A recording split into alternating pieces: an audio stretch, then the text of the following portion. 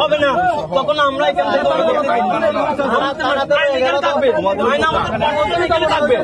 চট্টগ্রামের সীতাকুণ্ড উপজেলার দুই ভাই রামদাস এবং লিটন দাস পেশায় দুজনই জাইলে নৌকলয়েরা সাগরে যায় মাছ ধরনেই তারার পেশা ইয়ান করি তারা জীবিকা নির্বাহ করে। প্রত্যেক দিনের মতো ফেব্রুয়ারির 17 তারিখ সোমবার দুপুর 1টার দিকে দুনুবাই সাগরের দিয়ে মাছ ধরি বেলায় এক পর্যায়ে সাগরের তুন অবৈধভাবে বালি তুলার নিয়ে ড্রেজার মেশিন লাগিয়ে তারার মাছ ধরিবে জাল হাড়ি যায় গুই আর ইয়েন লইয়েরে বালু তুলে লয় দুনুবাই লয় হতা হাডাহাডি হয়। হতা হাডাহাডির এক পর্যায়ে অবৈধ বালু তুলে হলে রামদাস এবং লিটন দাসের নৌকরুদ নাজ্জি বাল খেট তুলি দেয় আর সাথে সাথেই রামদাস ফানির নাজ্জি তলায় যায়।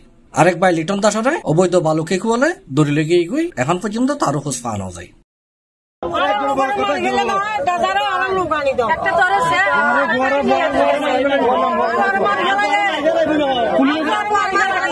পুলিশের গাড়ির সামনে কেন বসছেন?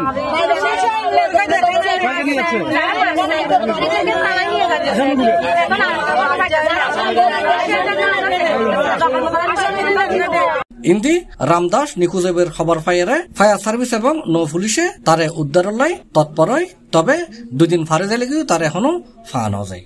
ইন্দি জানা গিয়ে অপহৃত লিটন দাসরে হাতিয়া তানাতুন উদ্ধার করা হয়। এই বিষয়ে কুমিরা নৌ পুলিশ ফাঁড়ির ইনচার্জ ওয়ালিউদ্দিন হই একটা বাল খেটে লোকজন কর্তৃক মারধর করে একটা জেলেকে সাগরে ফেলে দেওয়া এবং তার সঙ্গে অপর জেলেকে অপহরণ করে নিয়ে যাওয়া সংবাদ প্রাপ্ত হয়ে সংবাদ পেয়ে কুমিরা নৌ পুলিশ নিখোঁজ ভিকটিমের সন্ধান, অপহৃত ভিকটিমকে উদ্ধার এবং ঘটনায় জড়িত আসামিদের গ্রেপ্তার লক্ষ্যে অভিযান শুরু করে।